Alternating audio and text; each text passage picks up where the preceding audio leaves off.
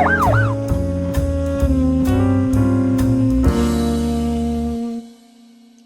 survivors, and welcome to my channel.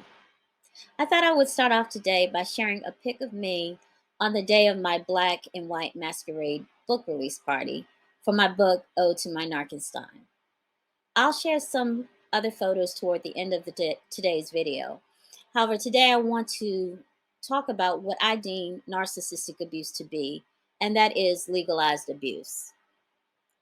Now, emotional and psychological abuse occurs all across the country, and the one type of abuse is rarely spoken of or addressed.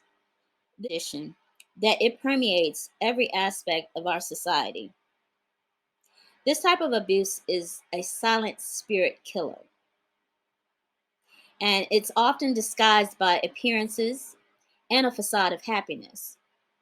Yet victims deny its existence, and they often cover it with a blanket of shame. An emotionally abused woman or man tends to suffer in silence. Their scars are not evident to the human eye, and sometimes not even to their own. If left untreated, the soul and brain can be scarred and irreparably damaged by this type of abuse. There have been studies that have shown that. The wounds can run deep, but no one sees the emotional scars. What people often see is a broken person who often seems distant and untrustworthy. Why, you ask? Because they've lost the ability to trust others and even themselves. This type of abuse makes you doubt your self-worth and your ability to trust. It can create a distance between yourself and other human beings. Now, the issue I speak of course, is narcissistic abuse. As I mentioned, it is a deadly spirit killer that weakens a person's mental conditioning through use of indirect manipulation. This type of abuse is so elusive that the victim of such abuse often does not realize what is happening until after the damage has been done. As far as the legalities of it, to qualify as a chargeable offense, the victim has to have some form of a scar, bruise, head injury, or some visible evidence.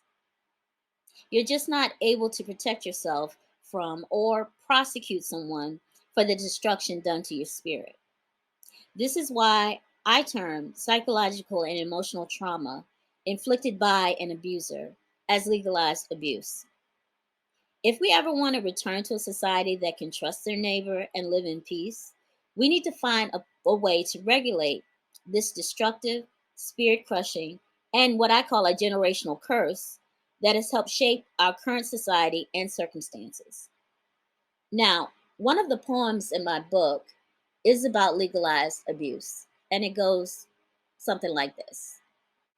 Legalizes this type of abuse.